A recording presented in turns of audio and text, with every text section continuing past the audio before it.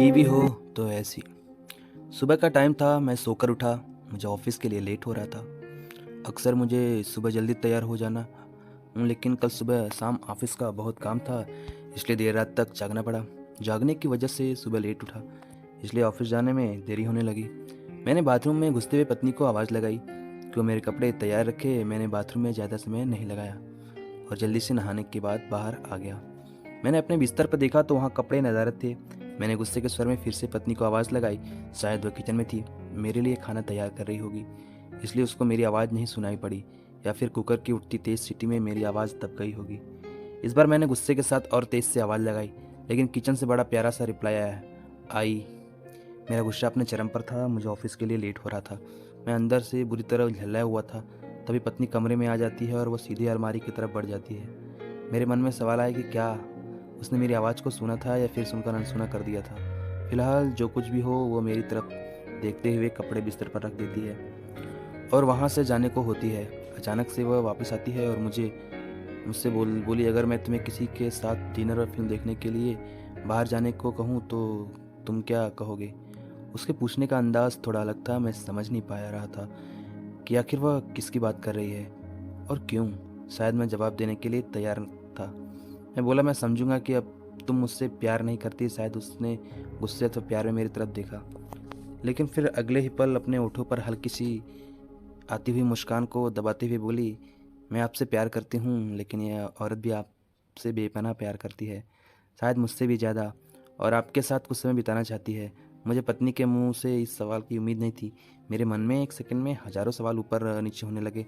आखिर किस औरत की बात कर रही है और किससे किससे मिलवाना चाहती है? ऐसे हजारों सवालों के साथ मेरा मन मुझे घेर रहा था। आखिर मैंने ही पूछ ही लिया, किसकी बात कर रही हो? पत्नी ने बिना कुछ बोले एक तस्वीर की तरफ इशारा कर दिया। वह तस्वीर मेरी माँ की थी, जो मुझसे दूर रहती थी, जिनसे कई महीनों से मैं मिला नहीं था। शायद काम की वजह से मैंने उन्हें फ़ोन भी नहीं कर पाया। मैं अपनी व्यवस्था के कारण उन्हें समय ही नहीं दे पा रहा था। मैंने पत्नी की तरफ देखा। पत्नी ने मुस्कुराहट के साथ मेरा मोबाइल मुझे थमा दिया। मैंने माँ को फ़ोन किया और उनसे रात भर खाने और साथ में फिल्म देखने के लिए कहा। माँ मेरी आवाज़ सुनकर खामोश हो गई। शायद करुण स्वर था। तुम ठीक तो हो ना? तुम दोनों के बीच कोई परेशानी तो नहीं? माँ ने पूछा। उनके लिए मेरा एकाएक इस तरह फ़ोन करना शायद किसी परेशानी का संकेत था। नहीं, कोई परेशानी नहीं, बस मैंने सोचा कि आपके साथ बाहर जाना एक सुखद एहसास होगा। मैंने जवाब दिया और कहा, बस हम दोनों ही चलेंगे। उन्होंने इस बारे में एक पल के लिए सोचा और फिर कहा, ठीक है। शुक्रवार की शाम को जब मैं उनके घर पहुंचा तो मेरा इंतज़ार कर रही थी। मुझे देखकर उनका चेहरा खुशी से चमक उठा, जैसे वर्षों से खोई कोई दौलत अकस्मात उन्हें मिल गई हो। मैंने माँ के पैर छुए और उन्हें गाड़ी की तरफ ले जाने लगा। वह बार बार मेरी तरफ देखकर हल्के हल्के मुस्कुराकर गाड़ी की तरफ बढ़ रही थी। कार में माँ ने बताया कि उन्होंने अपने एक दोस्त को बेटे के साथ खाने के लिए बाहर जाने की बात बताई है। वह काफ़ी प्रभावित थी। फिलहाल हम माँ के पसंद वाले रेस्तरां तक पहुँच चुके थे, जो कि देखने में अब भी अच्छा और आरामदायक था। अंदर जाकर हम दोनों ने एक मेज बैठ गए। मैंने पास रखे मेन्यू को उठाया और पढ़ने लगा। एकाएक मेरी निगाह माँ पर पड़ी। वह अभी मुझे देख रही थी, लेकिन इस बार वह मुस्कान गायब थी। वह उदास दिख रही थी। शायद मैंने मेनू पढ़ने में तो ज़्यादा समय नहीं लगा दिया।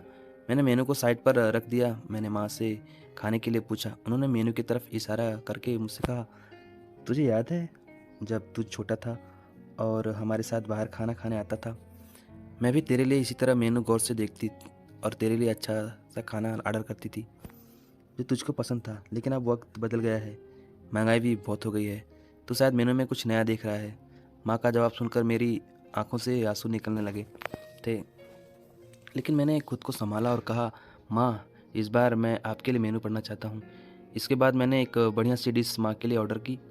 खाने के समय माँ ने मेरे बचपन से लेकर अब तक के कई किस्से सुनाए। मुझे ऐसा लगा मानो मैं वापस बचपन में आ गया। मुझे उस समय इतनी खुशी हो रही थी मानो सारी कायनात इसके आगे फीकी हो। बातों ही बातों में समय का पता ही नहीं चला। मैं माँ के साथ थोड़ा और वक्त बिताना चाहता था, लेकिन अंधेरा हो चुका था और माँ को उनके घर छोड़ मुझे वापस अपने घर पे ही जाना था। इन शब्दों का मतलब बाद में समझ आया, लेकिन फ़िलहाल मैं माँ को लेकर उनके घर पहुँच गया। अब वक्त था माँ से विदाई लेने का। माँ ने एक उम्मीद के साथ मेरी तरफ देखा और कहा कि अगली बार मैं उन्हें बिल का पेमेंट करने दूँ तो वो मेरे साथ दोबारा डिनर करने के लिए आना चाहेंगी। मैंने मुस्कुराहट के साथ माँ से कहा, माँ जब आप चाहो और बिल पेमेंट कौन करता है इससे क्या फ़र्क पड़ता है। माँ ने मेरी तरफ देखा और मुस्कुराहट के साथ कहा कि फ़र्क पड़ता है और अगली बार बिल वो ही पे करेंगे। इसके बाद मैंने माँ से विदाई ली और अपने घर की तरफ चल दिया। घर पहुंचकर देखा तो पत्नी मेरा इंतज़ार कर रही थी। उसने पूछा, कैसा रहा आज का दिन।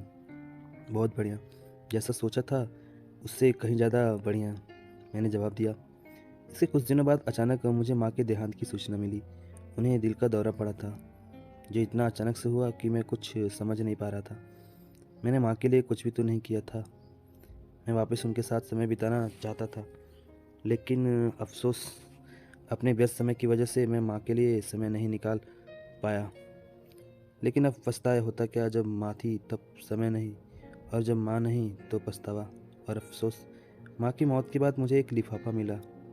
उस लिफाफे में उसी रेस्तरा की एडवांस पेमेंट की रसीद के साथ माँ का एक खत था, जिसमें माँ ने लिखा था, मेरे बेटे, मुझे पता नहीं कि मैं तुम्हारे साथ दोबारा डिनर पर जाऊंगी या नहीं, इसलिए मैंने 2 लोगों के खाने की अनुमति बिल का एडवांस पेमेंट कर दिया है। अगर मैं नहीं जा पाऊँ तो तुम अपनी पत्नी के साथ भोजन करने ज़रूर जाना। उस रात तुमने कहा था ना कि क्या फ़र्क पड़ता है, मुझ जैसे अकेली रहने वाली बूढ़ी औरत को फ़र्क पड़ता है। तुम नहीं जानते, उस रात तुम्हारे साथ बीता हर पल मेरे जीवन के सबसे बेहतरीन समय में था। भगवान तुम्हें सदा खुश रखे। तुम्हारी माँ। इंसान को दुख अपने को खोने के बाद होता है। अगर समय रहते एहसास हो जाए तो जीवन में छोटी छोटी बातों से भी परिवार में खुशियाँ बांटी जा सकती है। और माता पिता तो जीवन की सबसे अनमोल धरोहर है। दोस्तों, आपको इस बारे में क्या राय है और आपको ये कहानी कैसी लगी, कमेंट में ज़रूर लिखें। धन्यवाद।